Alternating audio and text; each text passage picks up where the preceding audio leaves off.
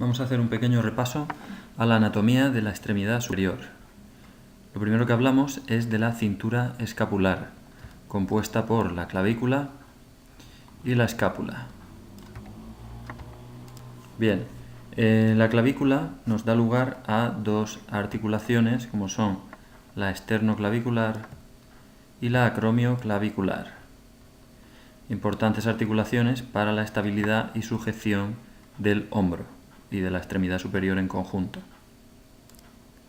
Vemos aquí ampliada la articulación esternoclavicular, que como hemos dicho es un encaje recíproco o silla de montar. Se produce entre el extremo medial de la clavícula y el extremo más craneal del esternón. Aquí tenemos una visión del hombro izquierdo en posterior y en anterior. Ambos son el hombro izquierdo.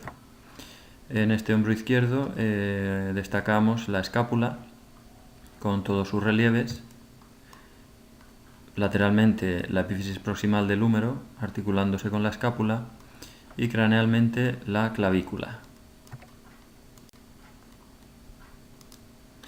Aquí presentamos la clavícula izquierda, la escápula izquierda, vista de frente, visión anterior.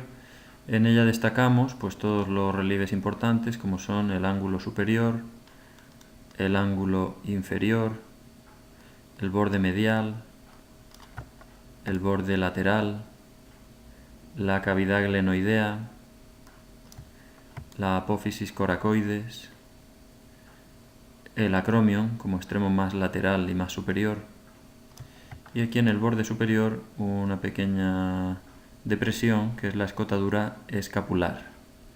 Toda la cara anterior, con estas líneas rojas, es la fosa subescapular. En la visión lateral, lo primero que destaca es esa cavidad glenoidea vista de frente. Vemos como su tamaño es mucho menor que la cabeza del húmero a la que tiene que albergar. Anteriormente y craneal, la apófisis coracoides. Posteriormente y también craneal, el acromion como continuación de la espina de la escápula, y como tenemos la fosa supraespinosa y la fosa infraespinosa. En la visión posterior, con la línea naranja, la espina de la escápula, con estas líneas negras, la fosa supraespinosa, con líneas azules, la fosa infraespinosa. Arriba, con la letra A, el acromion, y con la C, la clavícula, formando esa articulación acromioclavicular. Con el número 2, el troquíter, y con el 3, el troquín, y entre ambos, la corredera o surco bicipital para el tendón del bíceps. En la unión entre la epífisis proximal y la diáfisis estaría el cuello quirúrgico. En la diáfisis, el único relieve que encontramos es la tuberosidad deltoidea, situada lateralmente y siendo la inserción del músculo deltoides. En la epífisis distal del húmero encontramos en visión anterior del húmero derecho, que sería este, encontramos un relieve redondeado, que es el cóndilo, un relieve más irregular, que es la tróclea, dos salientes, uno en la cara medial, que sería la epitróclea, y otro en la cara lateral, que sería el epicóndilo. Entre la tróclea y la epitróclea, el canal para el nervio cubital. En la articulación con la epífisis proximal del radio y del cúbito se produce de la siguiente manera: el radio se articula con el cóndilo y el cúbito se articula con la tróclea. Relieves importantes en el radio: la cabeza del radio, de forma cilíndrica, que va a encajar con ese cóndilo, y caudalmente la tuberosidad bicipital para el tendón del bíceps. El cúbito presenta, lo vemos mejor en visión lateral, una gran cavidad llamada sigmoidea mayor, que es la que va a encajarse con el húmero, y una cavidad más pequeña, que es la sigmoidea menor, que es la que sirve para articulación con el radio. Anteriormente, el cúbito está rematado en un saliente, que es la apófisis coronoides. y posteriormente un saliente más voluminoso y más proximal, que es el olecranon. En la siguiente tenemos la visión posterior del codo, sería el codo derecho en este caso. Estamos viendo más o menos las mismas estructuras que antes. Aparece además la fosa olecraniana. Por lo demás, el epicóndilo, la epitróclea, la articulación húmero-radial y la articulación húmero-cubital, que no la vemos porque nos la tapa el olecranon. Aquí tenemos el cúbito en sus tres visiones, anterior, posterior y lateral, con todos los mismos relieves que hemos comentado. Y además se nos muestra la epífisis distal, en la que destacamos la cabeza del cúbito y ese saliente afilado más distal, que es la apófisis estiloides. En cuanto al radio, lo mismo que hemos dicho para la epífisis proximal, cabeza, tuberosidad bicipital, y ya en la epífisis distal destacamos ese ensanchamiento, rematado también en un saliente puntiagudo, que es la apófisis estiloides del radio, y luego toda la superficie articular que se nos forma para la articulación con los huesos del carpo de la mano. Volvemos a las imágenes de antes, las pasamos y llegamos a lo que estábamos comentando, la articulación radiocarpiana. Como vemos, el radio realmente solo se articula con el escafoides, que es este primer hueso de aquí, y con el semilunar, que es el siguiente. ¿Vale? Esos son los dos huesos que se articulan con el radio. Como mucho el piramidal, pero ya quedaría bastante más desplazado. Observamos también cómo el cúbito no hace contacto directo con los huesos del carpo.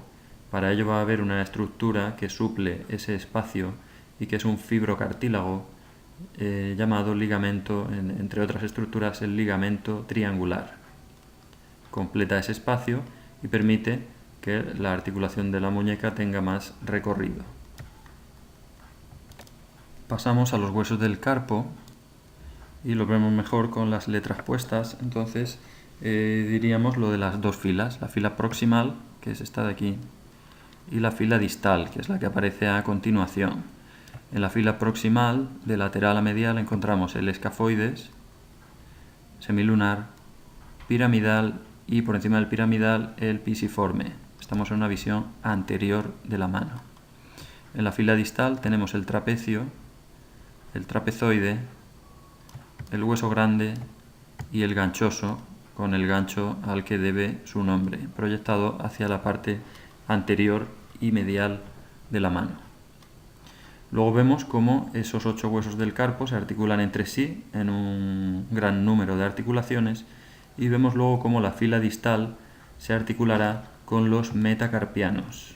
Los metacarpianos son 5 huesos largos en los que distinguimos base, que es como llamamos a la epífisis proximal, cuerpo, que es como llamamos a la diáfisis, y cabeza, que es como llamamos a la epífisis distal, que no sale en esta imagen.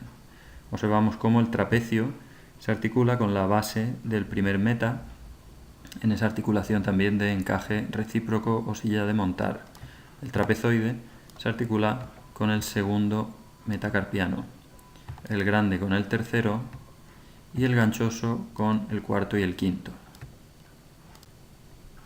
Aquí tenemos la visión dorsal, la de antes era visión ventral o anterior, y observamos más o menos las mismas estructuras, solo que en la fila proximal el pisiforme apenas asoma un poquito, tapado por el piramidal. Observamos aquí un detalle de todas esas estructuras que complementan el hueco que queda entre la cabeza del cúbito y los huesos del carpo. Es por eso que a la articulación de la muñeca se la llama también radiocarpiana, porque se entiende que es solo el radio el que contacta con el carpo. Aquí tenemos una visión anterior de la mano derecha en la que podemos observar base, cuerpo y cabeza de los metacarpianos. Bajo la cabeza del primer metacarpiano aparecen los huesos sesamoideos, el medial, que sería este, y el lateral, que sería este otro. Las falanges también son huesos largos y tienen por lo tanto esa estructura de base, cuerpo y cabeza. Recordemos 3 falanges en todos los dedos, excepto en el primer dedo, que solamente hay 2. Las falanges las nombramos como falange proximal, falange media o intermedia y falange distal. En el primer dedo solamente tenemos falange proximal y falange distal. Tipos de articulaciones que encontramos aquí, pues tenemos las metacarpofalángicas, que son todas estas, y luego las interfalángicas, en las cuales tenemos que distinguir si son proximales o si son distales. Por ejemplo, aquí en el quinto dedo, interfalángica proximal, interfalángica distal, metacarpofalángica aquí y carpometacarpiana aquí arriba, que se nos pierde ya de vista. Aquí tenemos los huesos de la mano ya desmontados para verlos uno por uno: escafoides, semilunar, piramidal, pisiforme, trapecio, trapezoide, grande y ganchoso. Primer meta hasta el quinto y luego todas las falanges. De todas las articulaciones de la extremidad superior es la del hombro o escápulo humeral en la que más hay que detenerse. Como veis en los apuntes, esta articulación la estructuramos en 3 niveles, de profundo a superficial. En un nivel más profundo, que corresponde a esta imagen, tenemos los extremos óseos de la cabeza del húmero y de la cavidad glenoidea de la escápula. Como siempre, en toda articulación, los extremos óseos que intervienen están recubiertos por cartílago hialino, que sería esta estructura azul de aquí, recubriendo a los bordes óseos que contactan. Además, en la escápula, como la cavidad glenoidea es más pequeña que la cabeza del húmero, encontramos el rodete glenoideo, que es un aro de fibrocartílago que amplía la superficie de la cavidad glenoidea en toda su circunferencia, en todo su contorno. Además, como en toda diartrosis, tenemos la propiamente dicha cavidad o espacio articular, que es este de aquí, el que va a estar inundado por el líquido sinovial. Líquido sinovial que se produce en la membrana sinovial, que es esa membrana que tapiza o recubre a la cápsula articular por la cara interna. Aquí tenemos esa visión lateral de la escápula en la que comentamos ese rodete glenoideo, también llamado labrum, que es el que consigue aumentar la capacidad de la cavidad glenoidea para albergar a la cabeza del húmero en todo su volumen. El segundo nivel, o nivel intermedio de la articulación del hombro, lo constituye la cápsula articular, la cual es todo este entramado de fibras que van desde un extremo de la escápula al correspondiente extremo del húmero y no nos dejan ver para nada el interior de la articulación. Esta es pues la cápsula articular. Da refuerzo, da seguridad y protege a todos los elementos que hay en su interior. Luego estaría el tercer nivel, formado por los músculos y tendones que rodean a la articulación del hombro. Estos son fundamentalmente lo que conocemos como manguito de los rotadores o manguito rotador, un conjunto de 4 músculos, 3 de los cuales están en la cara posterior del hombro y uno de ellos está en la cara anterior de la escápula. Los 3 posteriores son el supraespinoso, ocupando la fosa del mismo nombre, el infraespinoso, exactamente igual, y por debajo del infraespinoso, el redondo menor. Estos 3 músculos van desde la escápula hasta el borde lateral y proximal del húmero. Son por tanto músculos rotadores externos. Lo contrario sucede con el músculo subescapular, que se encuentra ocupando la fosa subescapular y que se origina en todo el borde medial de la escápula y se dirige hacia el borde proximal y anterior del húmero, de manera que cuando se contrae realiza una rotación interna de hombro. Estos son los 4 músculos que por lo tanto van a estar dándole estabilidad y capacidad de movimiento al hombro. Esta imagen es un corte axial practicado sobre cadáver a la altura de la articulación del hombro. Esta sería la cara anterior y esta sería cara posterior. Esto es lateral y esto es medial. Esta cavidad que tenemos aquí es cavidad pulmonar. Por lo tanto, esto es dorso y esto es cara anterior. ¿Dónde localizamos aquí el hombro? Pues esto es la epífisis proximal del húmero, cabeza humeral, y esto, hay que echarle mucha vista, pero ahí está, es la cavidad glenoidea. Por lo tanto, aquí a este nivel está el hombro. Si pudiéramos seguir el contorno de la escápula, lo encontraríamos aquí. Claro, hemos cortado la escápula en corte axial, entonces es un hueso muy delgado, prácticamente no lo apreciamos. Lo que sí que apreciamos es el músculo infraespinoso y justo por delante el músculo subescapular, recubriendo al hombro por fuera el músculo deltoides. Todo esto sería músculo deltoides. Luego ya pasaríamos a los músculos del miembro superior. Evidentemente son muchos y nosotros solo vamos a comentar algunos muy por encima. Por ejemplo, en la cara posterior del brazo tenemos el músculo tríceps, que por su nombre sabemos que son 3 cuerpos o 3 vientres musculares. Tenemos uno lateral, que se origina en la propia epífisis proximal del húmero, discurre por toda la diáfisis y se va hacia la epífisis distal a esperar a los otros 2 cuerpos musculares. El cuerpo o cabeza medial o intermedia hace lo mismo, se origina en el propio húmero y se dirige hacia distal. Aquí ya vemos su unión en el olecranon del cúbito. Y tenemos la porción más larga, la cabeza larga del tríceps, que se origina en la escápula, concretamente en un relieve llamado tubérculo infraglenoideo, y de ahí se dirige, recorre toda la diáfisis del fémur, llega a la epífisis, del húmero, llega a la epífisis distal, donde se va a unir con las 2 porciones anteriores y forman un tendón único que es el que termina insertando en el olecranon del cúbito. En la cara anterior del brazo tenemos el músculo bíceps, compuesto por 2 vientres musculares. Ambos van a originarse en el hueso de la escápula. Una de las porciones, la que se introduce en la corredera bicipital, pasa por encima de la cabeza del húmero y termina insertándose en el tubérculo supraglenoideo. Desde ahí desciende hasta buscar la inserción en la tuberosidad bicipital del radio.